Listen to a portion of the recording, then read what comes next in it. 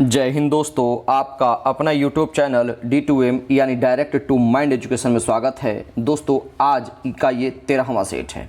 इसके पहले 12 set already कराए जा चुके हैं। साथ ही साथ BSSC के जितने भी एग्जाम हुए हैं उसके प्रीवियस ईयर के भी क्वेश्चन ऑलरेडी कराए जा चुके हैं। अगर सारे वीडियो को आप देखना चाहते हैं तो चैनल के प्लेलिस्ट में जा करके वहाँ से आप सारे वीडियोज़ को देख सकते हैं। साथ ही साथ अगर आप मेरे चैनल से पहली बार जुड़ रहे हैं तो चैनल को सब्सक्राइब कर लें और बेल आइकन को दबा लें। इससे क्या होगा कि मैं जो भी वीडियो अपलोड करूंगा सबसे पहले आपको नोटिफिकेशन मिलेगा और क्वेश्चन से आप अपडेट रहेंगे। एक और मैं बात का आपको अनाउंस कर दूं कि आप वीडियो से निरंतर जुड़े रहें। मार्केट में आने से पहले ही जो बुक मार्केट में आएगी उससे पहले ही मैं आपको करंट अफेयर का वीडियो प्रोवाइड करा दूंगा। इस स्थिति से देखते हुए आप कंटिन्यू मेरे वीडियो से बने रहिए। आइए हम एक एक करके प्रश्नों को देखेंगे। प्रश्न संख्या 1 क्या कहता है? कहता है कि चुनाव के दौरान राजनीतिक दलों और उम्मीदवारों द्वारा अनुपालन किए गए जाने वाले आदर्श आचरण संहिता क्या है? यानी इसमें क्या है तो लोक प्रतिनिधित्व, इसका करेक्ट आंसर क्या हो जाएगा? लोक प्रतिनिधित्व अधिनियम 1951 में विनिर्दिष्ट। लोक प्रतिनिधित्व का मतलब यहाँ पर यह है कि जन प्रतिनिधि कानून। इसमें ऑलरेडी एक ही बार से अभी तक जो है संशोधन भी किया गया है। कितने बार? एक बार संशोधन किया गया है, ध्यान में रखेंगे। तो ये लोक प्रतिनिधित्व अधिनियम 1951 में विनिर्दिष्ट है कि चुनाव के दौरान राजनीतिक दलों और उम्मीदवारों द्वारा अनुपालन किए गए जाने वाली आदर्श आचरण का संहिता। इसका करेक्ट आंसर क्या हो जाएगा? Option number 4। अगला प्रश्न देखेंगे दोस्तों। प्रश्न संख्या 2 क्या कहता है कि भारतीय संविधान का अनुच्छेद 61 किससे संबंधित है? तो इसका करेक्ट आंसर क्या हो जाएगा? ऑप्शन नंबर 2, राष्ट्रपति का महाभियोग। अगर हम आपसे पूछ दे कि राष्ट्रपति का महाभियोग जो है वो कहाँ से लिया गया है, यानी कहाँ के संसद से लिया गया है, तो आप लगाएंगे अमेरिका यानी USA के संसद से लिया गया है। ध्यान में रखिएगा, राष्ट्रपति के विरुद्ध महाभियोग संसद द्वारा चलाई जाने वाली एक अर्ध न्यायिक प्रक्रिया है। कैसी है? तो अर्ध न्यायिक प्रक्रिया है, ध्यान में रखिएगा। साथ ही साथ महाभियोग का प्रस्ताव संसद के किसी भी सदन में प्रस्तुत किया जा सकता है। ऐसा नहीं कि सिर्फ लोकसभा में या सिर्फ राज्यसभा में, लोकसभा या राज्यसभा किसी भी संसद में, ये सदन में प्रस्तुत किया जाता है। एक चीज और भी ध्यान रखेंगे कि इस प्रस्ताव को पेश करने से पहले राष्ट्रपति को यानी ठीक 14 दिन पहले जो है उन कम से कम सूचना देनी चाहिए होगी, कम से कम, ताकि इसे और उस पर जो है कम से कम 1/4 कितना 1/4 सदस्यों का हस्ताक्षर भी होना चाहिए। ठीक है। एक चीज़ और ध्यान में रखेंगे कि अगर ये राष्ट्रीय आपात की चर्चा किस में की गई है, इसमें जो आर्टिकल दिया हुआ था राष्ट्रीय आपातकाल, तो राष्ट्रीय आपातकाल की चर्चा 352 में की गई है, जबकि वित्तीय आपातकाल की चर्चा 360 में की गई है। ध्यान में रखेंगे। तो इसका करेक्ट आंसर क्या हो जाएगा? Option number 2। अगला प्रश्न देखेंगे। प्रथम प्रधानमंत्री पंडित जवाहरलाल नेहरू ने कब नागौर यानी राजस्थान में जो पहला ग्राम पंचायत का उद्घाटन किए थे उसके बारे में आपसे पूछ रहा है। तो इसका जो करेक्ट आंसर क्या हो जाएगा? ऑप्शन नंबर 2 अक्टूबर 1959 को। ठीक है। अच्छा, पंचायती राज का गठन की चर्चा जो है किस अनुच्छेद में किया गया है? तो अनुच्छेद 40 में जो है ग्राम पंचायत का गठन का चर्चा किया गया है। ध्यान में रखेंगे। अभी भी भारत में कुछ ऐसे भी स्टेट हैं जिनमें पंचायती राज व्यवस्था की व्यवस्था नहीं है। वो कौन कौन से हैं? वो है नागालैंड, नोट कर लीजिए, आपको कौन कौन याद रहेगा? नागालैंड है, मेघालय है और मिजोरम है। साथ ही साथ एक और केंद्र शासित प्रदेश है जिसमें पंचायती राज व्यवस्था नहीं है। वो कौन है? तो उसका आंसर रखेंगे आप दिल्ली। नोट कर लीजिए, ये बहुत इंपॉर्टेंट फैक्ट है। इसका करेक्ट आंसर क्या हो जाएगा दोस्तों? ऑप्शन नंबर 2 माफ कीजिएगा। अगला प्रश्न देखिए दोस्तों। क्वेश्चन नंबर 4 क्या कहता है? कहता है कि गांधी जी ने किस एक्ट या अधिनियम के खिलाफ लड़ने और सत्याग्रह शुरू करने का फैसला किया था? तो करेक्ट आंसर लगाएंगे 4 का ऑप्शन नंबर 1, रॉलेट एक्ट 1919। अच्छा, ध्यान में रखेंगे। हम आपसे पूछ दे कि रॉलेट एक्ट जब लागू हुआ था तो उस समय कौन सा गवर्नर जनरल था? तो लॉर्ड चेम्सफोर्ड। नोट कर लीजिए, लॉर्ड चेम्सफोर्ड। उसका सेशन कब था, कितना से कितना था? तो 1916 से लेकर के 1921 तक के बीच में इनका सेशन था। हालांकि रॉलेट एक्ट को महात्मा गांधी ने इसको काला कानून कह करके भी जो है इसको संबोधित किया था। ध्यान में रखिएगा। और एक चीज मैं इससे रिलेटेड बात बता दूं कि गांधी जी ने रॉलेट एक्ट सत्याग्रह के लिए 3 राजनीतिक मंचों का उपयोग किए थे। कितने? 3 राजनीतिक मंचों का उपयोग किए थे। वो कौन कौन था? एक होम रूल लीग, ठीक है, नोट कर लीजिए, होम रूल लीग था, खिलाफत आंदोलन और सत्याग्रह सभा। ठीक है। इसका करेक्ट आंसर क्या हो जाएगा दोस्तों? Option number 1। अगला प्रश्न देखिए दोस्तों। क्वेश्चन नंबर 5 क्या कहता है? 5वां प्रश्न है कि किस युद्ध के परिणाम स्वरूप जर्मनी इटली का एकीकरण यानी यूनिफिकेशन पूर्ण हुआ था? तो कौन सा युद्ध था? तो आपके दिमाग में आएगा क्रीमियम का युद्ध, जो कि गलत है। इसका करेक्ट आंसर हो जाएगा ऑप्शन नंबर 3, सेडान का युद्ध 1870, ध्यान में रखिएगा, सेडान का युद्ध 1870। तो कैसे? वैसे तो जर्मनी के एकीकरण के लिए अनेक युद्ध लड़ा गया था, ध्यान में रखिएगा, जर्मनी के एकीकरण के लिए बहुत सारे युद्ध लड़े गए थे, लेकिन सेडान का युद्ध जो था ना वो अंतिम युद्ध था, जो कि सबसे निर्णायक युद्ध था, ध्यान में रखिएगा। सेडान के युद्ध में फ्रांस को जर्मनी ने पूर्णतः परास्त कर दिया था और फ्रैंकफर्ट, नाम नोट कर लीजिए, क्या है, फ्रैंकफर्ट की संधि के द्वारा जर्मनी का एकीकरण हो गया, ठीक है। तो किसको परास्त किया था? तो जर्मनी ने फ्रांस को परास्त किया था, ध्यान में रखिएगा। तो इसका करेक्ट आंसर क्या हो जाएगा? Option number 3। अगला प्रश्न है, हिमाद्री नाम किसके लिए प्रयुक्त होता है? तो हिमाद्री नाम जो है दोस्तों वो ऑप्शन नंबर 4 ग्रेटर हिमालय के लिए प्रयुक्त होता है। अच्छा, हिमालय से अगर संबंधित बात है तो ध्यान में रखेंगे कि हिमालय की उत्पत्ति किस काल में हुआ था? तो नोट कर लीजिएगा, टर्शियरी काल में। किस काल में दोस्तों? तो टर्शियरी काल में हुआ था। हिमालय किस प्रकार की पर्वत है? तो सबसे नवीन वलित पर्वत है, ठीक है। इसका करेक्ट आंसर हो जाएगा ऑप्शन नंबर 4। अगला प्रश्न है क्वेश्चन नंबर 7 देखेंगे, कहते हैं कि निम्नलिखित में से कौन सा कार्य आरबीआई का नहीं है? तो कौन सा कार्य आरबीआई का नहीं है दोस्तों? तो इसका करेक्ट आंसर हो जाएगा ऑप्शन नंबर 2 रुपए के मूल्य का निर्धारण करना, ये काम आरबीआई का नहीं है। अगला प्रश्न है क्वेश्चन नंबर 8, क्या कहता है कि निम्नलिखित में से कौन भारत में लोकतंत्र के लिए चुनौती है? तो लोकतंत्र के लिए चुनौती कौन है दोस्तों? तो करेक्ट आंसर हो जाएगा ऑप्शन नंबर 3 राजनीति में धन का प्रयोग। जैसे आजकल के हमारे देश में जितने भी राजनीति हो रहे उसमें इतने ही पैसे रुपयों का खर्च है जिसका कोई ठिकाना नहीं है। तो इस तरह से क्या है कि ये राजनीति में लोकतंत्र के लिए बहुत बेहद चुनौती है। वो रुपए कहाँ से आते हैं? तो वो जनता के द्वारा लिए जाता है, जिसको नुकसान किसको उठाना पड़ता है, भरपाई करना पड़ता है? जनता को, इनडायरेक्टली रूप से। तो इसका करेक्ट आंसर क्या हो जाएगा? Option number 3। अगला प्रश्न देखेंगे, हालांकि एक समिति का भी गठन किया गया था, है ना, जो कि राजनीतिक अपराधीकरण को रोकने के लिए। उस समिति का नाम क्या था दोस्तों? तो नोट कर लीजिए, बोहरा समिति का गठन किया गया था। किस समिति का गठन किया गया था? बोहरा समिति, नोट कर लीजिए, बहुत इंपॉर्टेंट पॉइंट है। अगला प्रश्न देखेंगे दोस्तों, क्वेश्चन नंबर 9 क्या कहता है? कहता है कि निम्नलिखित में से कौन सा भारत की सर्वाधिक ऊंचा पर्वत शिखर है?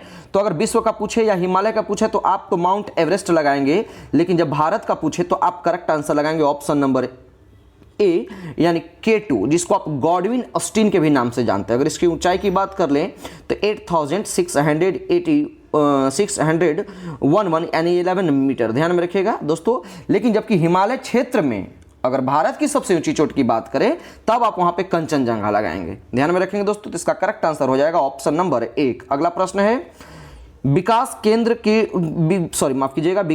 उपागम की शुरुआत किस पंचवर्षीय योजना में की गई थी? तो 10 का करेक्ट आंसर क्या हो जाएगा? ऑप्शन नंबर 3 चतुर्थ पंचवर्षीय योजना। इसका सेशन क्या था? 1969 से लेकर के 74 तक। अगला प्रश्न है दोस्तों क्वेश्चन नंबर 11 क्या कहता है? कहता है कि निम्नलिखित में से किसने कहा था कि महात्मा गांधी क्षणिक भूत की भांति धूल उठाते हैं लेकिन अस्तर नहीं? यह स्टेटमेंट किनका था? तो ध्यान में रखेंगे कि 14 अगस्त 1931 को बंबई में महात्मा गांधी से वार्ता के दौरान यानी बातचीत के दौरान डॉक्टर भीमराव अंबेडकर ने, ऑप्शन नंबर 4, भीमराव अंबेडकर ने कहा था कि इतिहास बताता है कि महात्मा गांधी क्षणिक भूत की भांति धूल उठाते हैं लेकिन अस्तर नहीं उठाते। तो इसका करेक्ट आंसर हो जाएगा ऑप्शन नंबर 4। अगला प्रश्न है कि 1977 के चुनाव में जनता पार्टी का नारा क्या था? तो करेक्ट आंसर लगाएंगे ऑप्शन नंबर 3 लोकतंत्र बचाओ। 25 जून, नोट कर लीजिए, 25 जून 1975 को श्रीमती इंदिरा गांधी ने पहले आंतरिक आपातकाल की घोषणा कर दी थी। इसके बाद ठीक 1977 में मोरारजी देसाई की सरकार नेतृत्व में जो है लोकसभा चुनाव में इन्होंने जीत हासिल की और ये प्रधानमंत्री बने थे। लोकसभा का चुनाव हुआ था, उसी में ये नारा दिया गया था लोकतंत्र बचाओ। तो इसका करेक्ट आंसर हो जाएगा ऑप्शन नंबर 3। अगला प्रश्न देखेंगे, 13 नंबर कहता है कि राज्यसभा धन विधेयक को कितने दिनों तक अपने पास रोक सकती है? तो इसका करेक्ट आंसर क्या हो जाएगा दोस्तों? ऑप्शन नंबर 4 14 दिनों तक। मैं आपको बता दूं कि इसके लिए राज्यसभा को 14 दिन का समय मिलता है। कितने दिन का? 14 दिन का तो समय मिलता है, लेकिन अगर समय में, नियत समय में विधेयक पास नहीं होता है तो उसे लोकसभा के द्वारा पारित समझा जाता है, ठीक है। साथ ही साथ एक और स्टेटमेंट है आर्टिकल 109 के 1 को आप ध्यान में रखेंगे। इसमें बताया गया है कि धन विधेयक को राज्यसभा में पुनर्स्थापित नहीं किया जाएगा, यानी जब भी स्थापित किया जाएगा तो सिर्फ एक ही बार। तो इसका करेक्ट आंसर क्या हो जाएगा दोस्तों? Option number 4। अगला प्रश्न है भारतीय वास्तुकला में सुर्खी का प्रारंभ हुआ था? तो सुर्खी का प्रारंभ कब हुआ था? इसका करेक्ट आंसर लगाएंगे ऑप्शन नंबर किसके द्वारा? तो कुषाणों के द्वारा। किसके द्वारा दोस्तों? कुषाणों के द्वारा। वैसे मथुरा में हुई 5 स्तरों की खुदाई में, जैसे 5 लेवल की लेयर की खुदाई हुई, उसमें से 3 है ना, तीसरे और 5वें स्तर में सुर्खी निर्माण का साक्ष्य प्राप्त हुआ है। इस चीज को ध्यान में रखिएगा। तो इसका करेक्ट आंसर क्या हो जाएगा? Option number 1। अगला प्रश्न है, क्वेश्चन नंबर देख लेंगे। क्वेश्चन नंबर 15 कहता है कि निम्नलिखित में से कौन सा एक स्वरोजगार कार्यक्रम है? तो 15 का करेक्ट आंसर लगाएंगे ऑप्शन नंबर 3, स्वर्ण जयंती ग्राम रोजगार स्वरोजगार योजना जो है एक स्वरोजगार कार्यक्रम योजना है।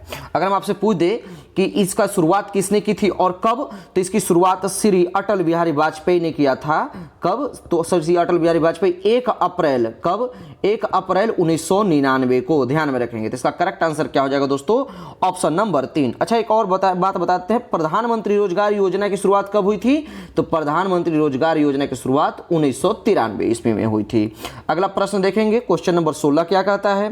कहता है कि अनुसूचित जाति के लिए लोकसभा की कितनी सीटें आरक्षित है? तो 16 का करेक्ट आंसर हो जाएगा, अनुसूचित जाति के लिए लोकसभा में 47 सीटें आरक्षित है।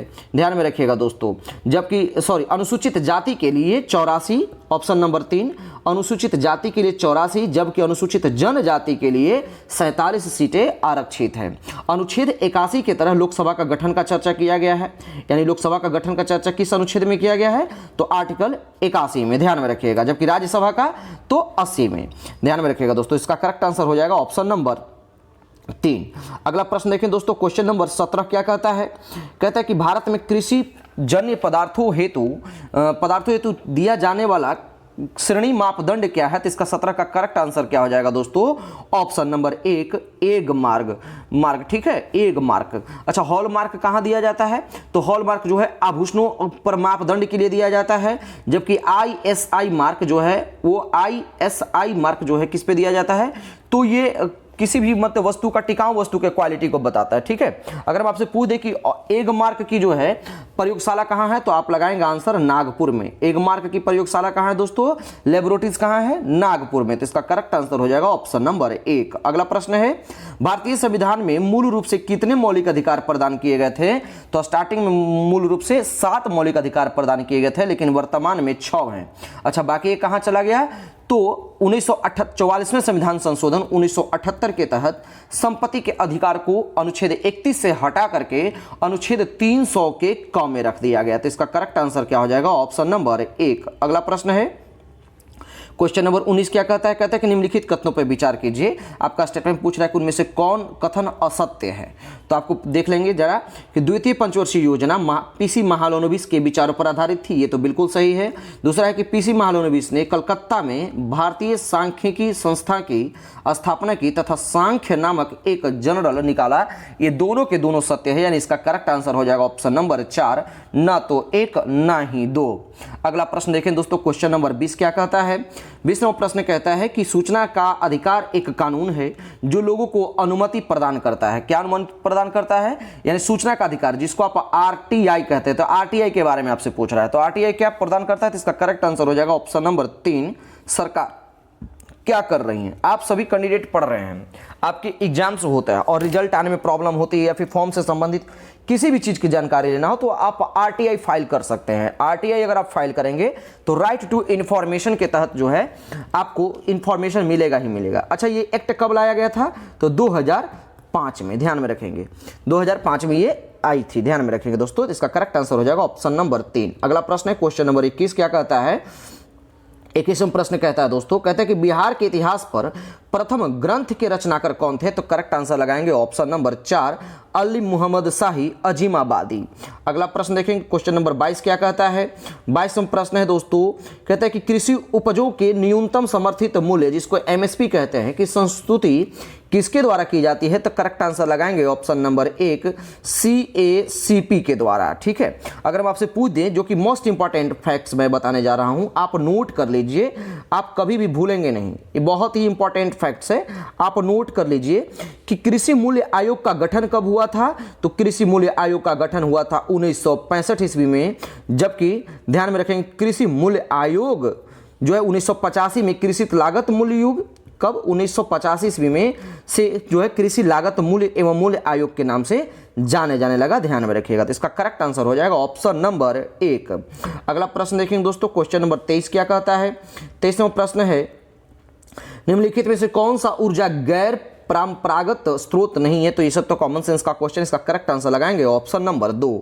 अगला प्रश्न दोस्तों, क्वेश्चन नंबर 24 क्या कहता है। कहता है कि कोंकण तट पे निम्नलिखित में से किन के बीच स्थित है। तो कोंकण तट जो है दोस्तों गोवा और दमन के बीच में स्थित है। अच्छा, मालाबार तट कहाँ अवस्थित है। तो मालाबार तट केरल में अवस्थित है। अगर मैं आपसे पूछ दे कि कोरोमंडल तट किसके बीच में स्थित है, तो उड़ीसा, कोरोमंडल तट ध्यान में रखेंगे, उड़ीसा और तमिलनाडु के बीच में ये स्थित है, ध्यान में रखिएगा दोस्तों, यानी वहां उड़ीसा से तमिलनाडु तक ये फैला है। तो इसका करेक्ट आंसर क्या हो जाएगा, ऑप्शन नंबर 4। अगला प्रश्न है, संस्कृति एवं शिक्षा का अधिकार वर्णित है। तो ध्यान में रखिएगा 25 का करेक्ट आंसर हो जाएगा ऑप्शन नंबर 2। मैं आपको बता दूं कि ये क्वेश्चन रिपीट कर रहा है। अगर आप मेरे वीडियो से निरंतर बने होंगे तो आपको ऑटोमेटिकली समझ में आ जाएगा। ये क्वेश्चन रिपीट कर रहा है, एकदम सेम टू सेम ऐसे ही छपा था, और क्या पता एग्जाम में भी आपको ऐसे ही छप जाए। तो इस चीज को ध्यान में रखेंगे। संस्कृति और शिक्षा का अधिकार जो है किस में वर्णित है दोस्तों, तो 25 का करेक्ट आंसर हो जाएगा ऑप्शन नंबर 2। अच्छा, आर्टिकल 29 कहता क्या है। तो इसके तहत अल्पसंख्यक समुदाय के लोगों को अपनी बोली, भाषा, लिपि, संस्कृति को सुरक्षित रखने का अधिकार है, ठीक है। जबकि 30 क्या कहता है कि सभी अल्पसंख्यक वर्गों को अपनी रुचि के शिक्षण संस्थान की स्थापना करने और उसके प्रशासन के संचालन का अधिकार है। ये भी चीज को ध्यान में रखिएगा। तो इसका करेक्ट आंसर हो जाएगा ऑप्शन नंबर 2। अगला प्रश्न है क्वेश्चन नंबर 26 क्या कहता है। 26 नंबर प्रश्न कहता है कि चेन्नई स्थित राष्ट्रीय महासागर प्रौद्योगिकी संस्थान द्वारा कहाँ एक हरित स्वसंचालित अलवणीकरण संयंत्र पर कार्य कर रहा है। तो 26 का करेक्ट आंसर हो जाएगा ऑप्शन नंबर 2, लक्षद्वीप। ये सब करंट अफेयर का क्वेश्चन है। अगला प्रश्न है कि लोकतांत्रिक सुधारों का संबंध होना चाहिए किससे। तो 27 का करेक्ट आंसर होना चाहिए ऑप्शन नंबर 1, सुशासन यानी गुड गवर्नेंस से। अगला प्रश्न है कि भारत में कहाँ झूम कृषि की जाती है। तो ध्यान में रखेंगे उत्तर पूर्वी भारत में जो है झूम कृषि की जाती है। वैसे तो झूम कृषि जो है दोस्तों ये पहाड़ी क्षेत्रों के आदिवासी लोग करते हैं, जो कि झूम कृषि अधिक नुकसानदेह है, ध्यान में रखिएगा। ये मिट्टी के लिए जो है पर्यावरण दृष्टि से ये काफ़ी ज़्यादा हानिकारक है। तो जैसे नागालैंड, असम, ये सब वाले एरिया में अधिकतम जो है झूम कृषि की जाती है। इसका करेक्ट आंसर हो जाएगा ऑप्शन नंबर 2। अगला प्रश्न है, निम्नलिखित में से कौन सा हिंदुस्तान फर्टिलाइजर्स कॉर्पोरेशन लिमिटेड के अधीन नहीं है। तो 29 का करेक्ट आंसर लगाएंगे ऑप्शन नंबर 3, कामरूप। कामरूप क्या है। तो कामरूप असम का एक प्राचीन नाम है, ध्यान में रखिएगा। इसका करेक्ट आंसर क्या हो जाएगा ऑप्शन नंबर 3। अगला प्रश्न है दोस्तों क्वेश्चन नंबर 30 क्या कहता है। कहता है कि निम्नलिखित प्रमुख आगामी खेलों के आयोजन स्थल के संदर्भ में विमेलित को चुने, यानी कौन इसमें से विमेलित नहीं है। तो एशियाई खेल 2023 हवांगझू चाइना बिल्कुल सही है। विश्व मुक्केबाजी चैंपियनशिप 2023 पुरुष वाली जो कि सर्बिया बेलग्रेड बिल्कुल सही है। विश्व मुक्केबाजी चैंपियनशिप 2023 ये तो भारत में महिला वाला हुआ, ये भी सही है। बच गया एशियाई खेल 2026, ये भारत में नहीं बल्कि कहाँ होगा। तो नगोया एक स्थित जगह है जो कि जापान में है, यानी कहाँ होगा दोस्तों, जापान में। इसका करेक्ट आंसर हो जाएगा ऑप्शन नंबर 4। अच्छा, T20 अभी जो कि फेमस होने वाला है, T20 क्रिकेट वर्ल्ड कप जो कि पुरुष वाली, ये कहाँ होगा। तो यूएसए एंड वेस्ट इंडीज में, ध्यान में रखिएगा। तो इसका करेक्ट आंसर हो जाएगा ऑप्शन नंबर 4। अगला प्रश्न देखेंगे, कहता है कि निम्नलिखित में से कौन सरकार के तीसरे अंग के रूप में जाना जाता है। तो 31 का करेक्ट आंसर लगाएंगे ऑप्शन नंबर 3, सुप्रीम कोर्ट यानी सर्वोच्च न्यायालय। अच्छा, प्रथम अंग कौन है। तो प्रथम अंग विधायिका, दूसरा कार्यपालिका, तीसरा सर्वोच्च न्यायालय जिसको न्यायपालिका भी आप कहते हैं, और चौथा जो है जिसको फोर्थ स्टेट कहते हैं, प्रेस की स्वतंत्रता, यानी प्रेस को जो है कि चौथा लोकतंत्र का अंग माना गया है। तो इसका करेक्ट आंसर हो जाएगा ऑप्शन नंबर 3। अगला प्रश्न देखेंगे, इंडिया डिवाइडेड के पुस्तक के लेखक कौन है। तो करेक्ट आंसर लगेंगे 32 का ऑप्शन नंबर 4। जबकि डिस्कवरी ऑफ इंडिया की बात करें तो आप जवाहरलाल नेहरू लगाएंगे। रीडिस्कवरी ऑफ इंडिया की बात करें तो आप मेघानंद देसाई लगाएंगे। ध्यान में रखिएगा दोस्तों, मैं इंपॉर्टेंट फैक्ट बताते जा रहा हूं। तो इसका करेक्ट आंसर हो जाएगा ऑप्शन नंबर 4। अगला प्रश्न देखेंगे दोस्तों, क्वेश्चन नंबर 33 क्या कहता है। 33वां प्रश्न है कि नदी जो दक्षिण भारत की गंगा के नाम से जानी जाती है वो कौन सी है। तो दक्षिण भारत की गंगा, इसमें से अगर कावेरी और गोदावरी दिया हुआ होता है तो शायद आप कंफ्यूज करते हैं। तो इसका करेक्ट आंसर लगाएंगे ऑप्शन नंबर 4, कावेरी। अगर दक्षिण भारत की दक्षिणी गंगा, तो ये तो दक्षिण भारत की गंगा है। अगर आपसे केवल दक्षिणी गंगा या फिर वृद्ध गंगा कह दे तब आप गोदावरी नदी लगा देंगे, ठीक है। एक इंपॉर्टेंट फैक्ट भी जान लेंगे कि कावेरी नदी को लेकर के विवाद चल रहा है, किस कौन कौन से स्टेट के बीच में, तो कर्नाटक और तमिलनाडु के बीच में, ठीक है, ध्यान में रखेंगे। एक और इंपॉर्टेंट फैक्ट्स, अगर हम आपसे पूछ दे कि नदी घाटी बोर्ड जो है की स्थापना कब हुई, तो 1956 में। ये मोस्ट इंपॉर्टेंट फैक्ट है, नोट कर लीजिए, किसी न किसी एग्जाम में छपेगा। अगला प्रश्न देखें दोस्तों, क्वेश्चन नंबर 34 क्या कहता है, कहता है कि राजनीतिक दलों का चिन्ह कौन वितरित करता है, तो 34 का करेक्ट आंसर लगाएंगे ऑप्शन नंबर 1 चुनाव आयोग। अगला प्रश्न देखेंगे क्वेश्चन नंबर 35, लोकनायक जयप्रकाश नारायण के जीवन पर आधारित पुस्तक द ड्रीम ऑफ रिवॉल्यूशन किसके द्वारा लिखा गया था, तो 35 का करेक्ट आंसर हो जाएगा ऑप्शन नंबर 1 प्रोफेसर बिमल प्रसाद एवं सुजाता प्रसाद। अगला प्रश्न देखेंगे क्वेश्चन नंबर 36 क्या कहता है, पुराणों का अध्ययन करने वाला प्रथम मुसलमान कौन था, तो पुराणों का अध्ययन करने वाला प्रथम मुसलमान था ऑप्शन नंबर 1 अलबरूनी। अलबरूनी के विषय में बताया जाता है कि अलबरूनी 1017 ईस्वी में मोहम्मद गजनवी के साथ भारत आया था और इसने एक फेमस बुक भी लिखी थी। उस किताब का नाम क्या था, किताब उल हिंद। क्या नाम था दोस्तों, नोट कर लीजिए, किताब उल हिंद। इन्होंने अलबरूनी ने ही जो है इस बुक को लिखा था, तो इसका करेक्ट आंसर हो जाएगा ऑप्शन नंबर 3। अगला प्रश्न देखें क्वेश्चन नंबर 37, 1905 में बनारस में हुए अखिल भारतीय कांग्रेस के अधिवेशन की अध्यक्षता किसने की थी, करेक्ट आंसर लगाएंगे ऑप्शन नंबर 3 गोपाल कृष्ण गोखले। ध्यान में रखिएगा, 1905 में ही गोपाल कृष्ण गोखले ने एक और संस्था की स्थापना की थी, नाम क्या था, भारतीय सेवा समाज। क्या नाम था दोस्तों, भारतीय सेवा समाज। इसकी स्थापना भी किसने की थी, तो गोपाल कृष्ण गोखले ने ही की थी। इसका करेक्ट आंसर हो जाएगा ऑप्शन नंबर 3। अगला प्रश्न है राष्ट्रीय आदर्श वाक्य जिसको सत्यमेव जयते भी आप कहते हैं, यानी सत्यमेव जयते किस ग्रंथ से लिया गया, करेक्ट आंसर लगाएंगे मुंडको उपनिषद। अगला प्रश्न है महात्मा गांधी ने दांडी यात्रा प्रारंभ की कब, तो इसका 39 का करेक्ट आंसर लगाएंगे ऑप्शन नंबर 3 12 मार्च 1930 को। हालांकि साबरमती आश्रम से गांधी जी ने अपने 78 समर्थकों को लेकर के, कितने 78 समर्थकों के साथ 12 मार्च 1930 को पद यात्रा तो शुरू की, लेकिन 6 अप्रैल, नोट कर लीजिए, 6 अप्रैल 1930 को इन्होंने दांडी में नमक कानून को तोड़ करके सविनय अवज्ञा आंदोलन की शुरुआत कर दी थी। तो इसका करेक्ट आंसर क्या हो जाएगा ऑप्शन नंबर 3। ये सविनय अवज्ञा आंदोलन की शुरुआत है और ये दांडी यात्रा की शुरुआत है, ध्यान में रखिएगा। इसका अगला प्रश्न देखेंगे दोस्तों, शैलकृत मंदिर कौन सी है, तो 40 का करेक्ट आंसर लगाएंगे ऑप्शन नंबर 2 कैलाश मंदिर एलोरा में जो है ये शैलकृत मंदिर इसको कहते हैं, ठीक है, ध्यान में रखिएगा। इसका निर्माण किसने करवाया था, तो कृष्ण प्रथम ने। इसका निर्माण किसने करवाया था दोस्तों, तो कृष्ण प्रथम ने। एक चीज को आप ध्यान में रखेंगे कि अभी तक जितने भी 40 क्वेश्चन करवाए जा चुके हैं, लगभग मैंने 40 क्वेश्चन के साथ साथ 40 से 50 क्वेश्चन तक मैंने आपको एक्स्ट्रा फैक्ट बताया है। अगर आप नोट करेंगे तो निश्चित है कि इससे बाहर कुछ एग्जाम में नहीं आने वाला है। बाकी तो पढ़ने वालों की तो जरूरत है ही। अगर आपको प्रचंड विद्वान बनना है तो आप जितना वीडियो पढ़ देखना है, जितना पढ़ना है पढ़ते रहिए, कोई फर्क नहीं पड़ेगा, ठीक है। अगला प्रश्न देखें दोस्तों, क्वेश्चन नंबर 41 क्या कहता है, भारत में राष्ट्रीय पर्यावरण इंजीनियर शोध संस्थान कहां स्थापित है, तो 41 का करेक्ट आंसर हो जाएगा ऑप्शन नंबर 2 नागपुर में। अगला प्रश्न है क्वेश्चन नंबर 42 क्या कहता है कि भूमि के ऊपरी भाग में गहराई बढ़ने के साथ साथ तापमान में क्रमिक वृद्धि की दर लगभग कितना सेल्सियस प्रति किलोमीटर होती है, तो 42 का करेक्ट आंसर लगाएंगे दोस्तों ऑप्शन नंबर 2 35 डिग्री सेल्सियस। जबकि पृथ्वी के भीतर 32 मीटर के गहराई पर जाने पर तापमान में 1 डिग्री सेल्सियस की वृद्धि होती है, ध्यान में रखेंगे।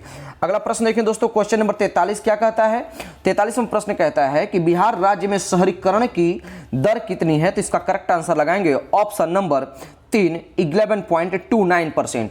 ये तो बिहार की बात हो गई। अगर हम देश की बात पूछ ले तो देश में 2% जो है देश में शहरीकरण की दर है।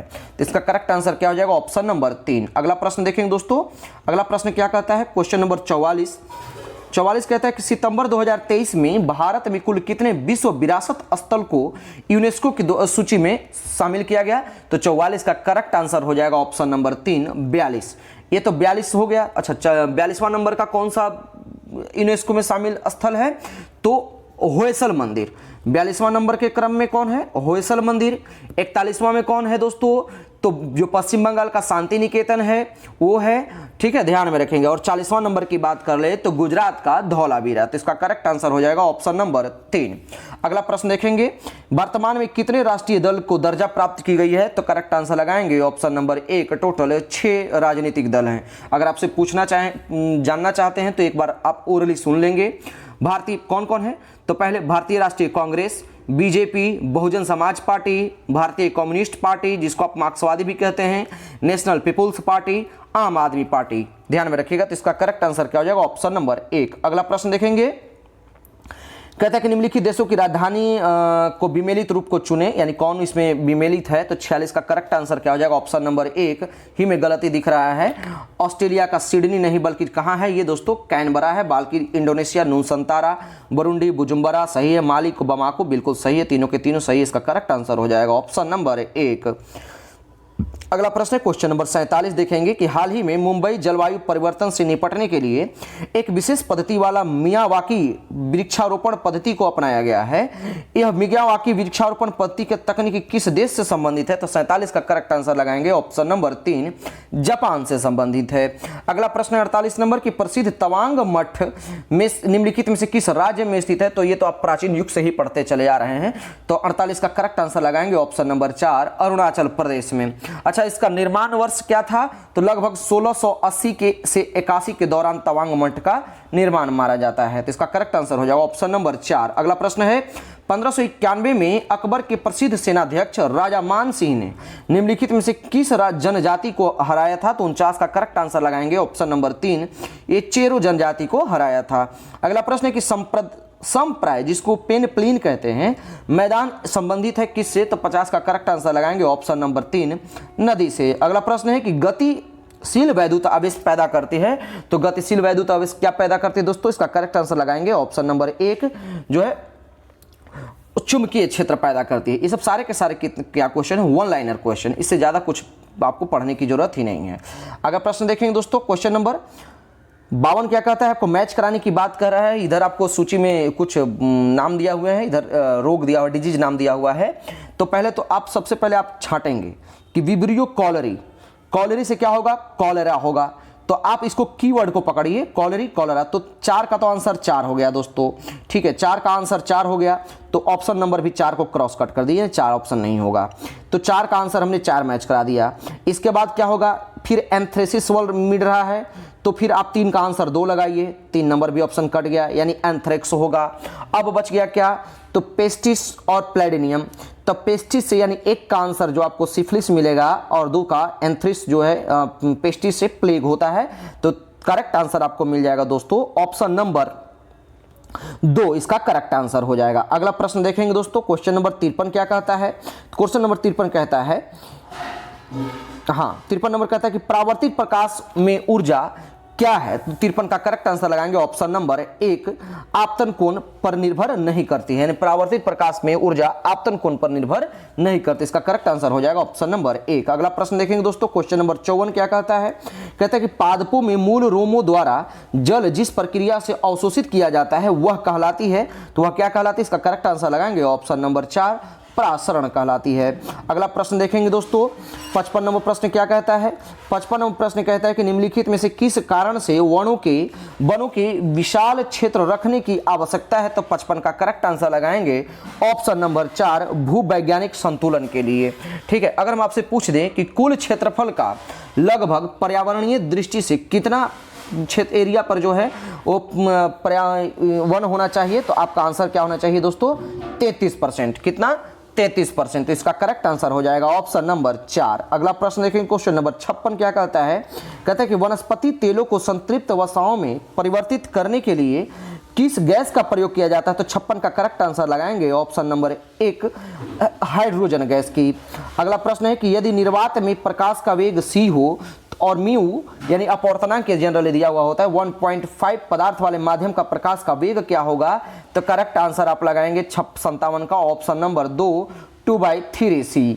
अगला प्रश्न देखेंगे क्वेश्चन नंबर 58 क्या कहता है कि ब्लीचिंग पाउडर का रासायनिक नाम क्या है? तो ब्लीचिंग पाउडर का करेक्ट आंसर हो जाएगा ऑप्शन नंबर 2, कैल्शियम हाइपोक्लोराइट। अगला प्रश्न है कि प्रकाश किरण पुंज जो अत्यंत दिशिक हो वो क्या कहलाती है, तो 59 का करेक्ट आंसर लगाएंगे ऑप्शन नंबर 4 लेजर। अच्छा, लेजर का फुल फॉर्म क्या होता है, नोट कर लीजिए, जानते हैं, वैसे तो पूछेगा नहीं, ये सब क्वेश्चन आउटडेटेड हो चुका है, लेकिन एक चीज पूछेगा, पहले आपको मैं बता दूं कि लेजर का फुल फॉर्म क्या होता है, तो light amplification by stimulated emission of radiation. एक बार फिर से, light amplification by stimulated emission of radiation. हाँ, अब आपसे पूछने वाली बात है कि लेजर का आविष्कार किसने किया था, तब आप इसको नोट करेंगे, थियोडर मेनन ने। किसने, थियोडर मेनन ने, ठीक है। इसका करेक्ट आंसर क्या हो जाएगा, ऑप्शन नंबर 4। अगला प्रश्न देखिए दोस्तों, क्वेश्चन नंबर 60 क्या कहता है, निम्नलिखित में से कौन द्वितीयक प्रदूषक है, तो 60 का करेक्ट आंसर लगाएंगे ऑप्शन नंबर 1, स्मॉग जो है द्वितीय प्रदूषक है। अगला प्रश्न है क्वेश्चन नंबर 61, कहता है कि निम्नलिखित में से सुमिलित कीजिए धान्य और अनाज, ये कौन है भाई, तो ये चावल है। ये सब कॉमन सेंस का क्वेश्चन है, सब छूटने वाला नहीं है। दूध और मांस क्या है, तो अब देखेंगे, पहले वसा और शर्करा है, दालें और फलियां, तो दालें और फलियां को मिलाइए, दालें और फलियां को 4 का आंसर 1, तो 4 का आंसर 1 मिल रहा है और 1 का आंसर 2 मिल रहा है, ऑप्शन नंबर 3 लगाइए, इसका करेक्ट आंसर हो जाएगा। क्वेश्चन नंबर 62 देखेंगे। 62 में प्रश्न कहता है दोस्तों कि निम्नलिखित में से किस युग्म में खुला परिसंचरण तंत्र पाया जाता है, तो 62 का करेक्ट आंसर हो जाएगा ऑप्शन नंबर 3, कॉकरोच और सिल्वर फिश में जो है दोस्तों वो खुला परिसंचरण तंत्र पाया जाता है। अगर हम आपसे पूछ दें कि कॉकरोच किस संघ का जीव है, तो आप आंसर लगाएंगे ये ऑर्थोपोडा संघ का जो है ये दोस्तों जीव है। ध्यान में रखिएगा, कॉकरोच की हृदय में कुल कितने कक्ष होते हैं, यानी कितने चैम्बर होते हैं, तो 13 चैम्बर होते हैं, तो इसका करेक्ट आंसर हो जाएगा ऑप्शन नंबर 3। अगला प्रश्न है कि क्रॉस लिंक्ड पॉलीमर, माफ कीजिएगा, क्रॉस लिंक्ड पॉलीमर का उदाहरण है, तो 63 का करेक्ट आंसर लगाएंगे ऑप्शन नंबर 4 बेकेलाइट। अगला प्रश्न है कि किसी विलगित परमाणु के नाभिक के केंद्र और बाह्यतम कोष के बीच की दूरी क्या कहा जाता है, तो 64 का करेक्ट आंसर लगाएंगे ऑप्शन नंबर 2 परमाणु आकार। ध्यान में रखिएगा कि परमाणु आकार नाभिक के केंद्रों से परमाणु के बैलेंस सेल के बीच की दूरी होती है। क्या होती है, परमाणु आकार नाभिक के केंद्र से परमाणु के बैलेंस सेल के बीच की दूरी होती है। अगर हम आपसे पूछ दें कि परमाणु त्रिज्या कितनी होती, परमाणु की त्रिज्या कितनी होती है, तो जब भी परमाणु की त्रिज्या की बात आएगी तो ये सब नोट कर लीजिए, आपसे मैच कराने वाले क्वेश्चन में पूछ देगा कि परमाणु की त्रिज्या कितनी होती है दोस्तों, तो 10⁻⁻10 मीटर होती है, जबकि नाभिक की त्रिज्या की बात कर ले तो 10⁻⁻15 मीटर होती है। तो इसका करेक्ट आंसर क्या हो जाएगा, ऑप्शन नंबर 2। अगला प्रश्न देखें, क्वेश्चन नंबर 65।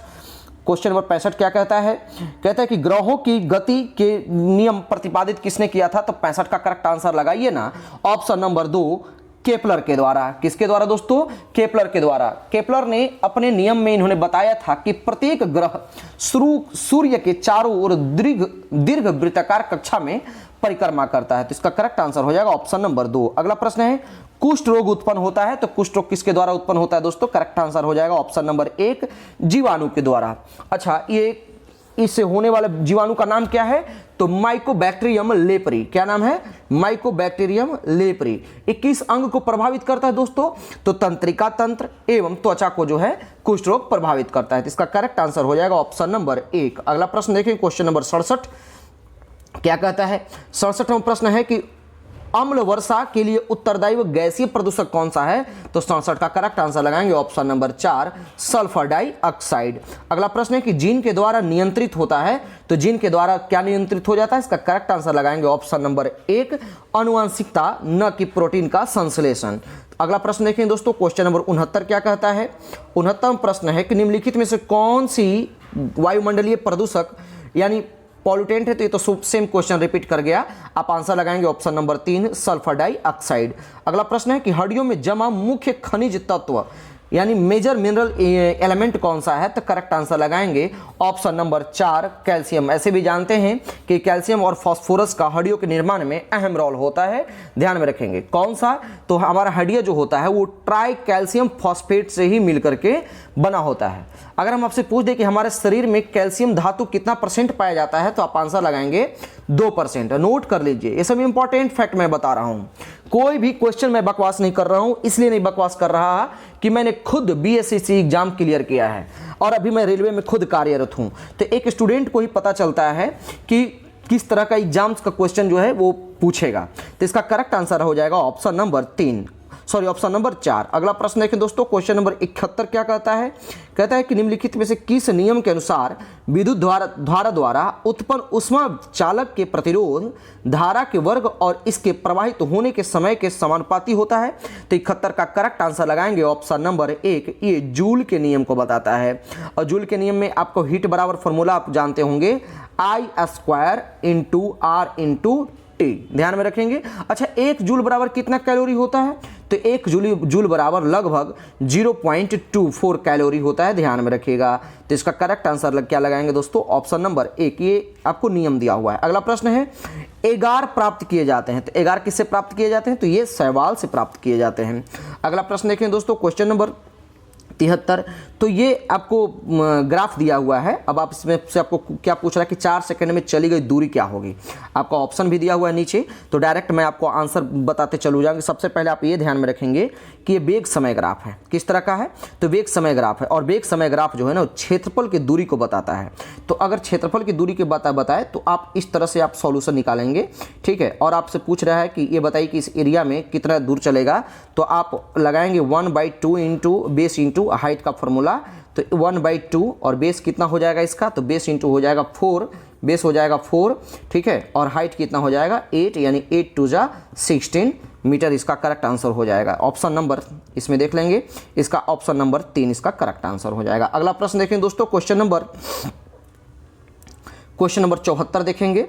74वां प्रश्न कहता है कि एक उत्तल लेंस में 20 सेंटीमीटर की दूरी पर रखे बिंब का प्रतिबिंब कहाँ बनेगा यदि लेंस की क्षमता प्लस में 2 डायोप्टर है? तो इसका 74 का करेक्ट आंसर हो जाएगा ऑप्शन नंबर 3। और आज के सेशन का लास्ट प्रश्न देखेंगे, माइटोकॉन्ड्रिया का मुख्य कार्य है कोशिका सेल में क्या?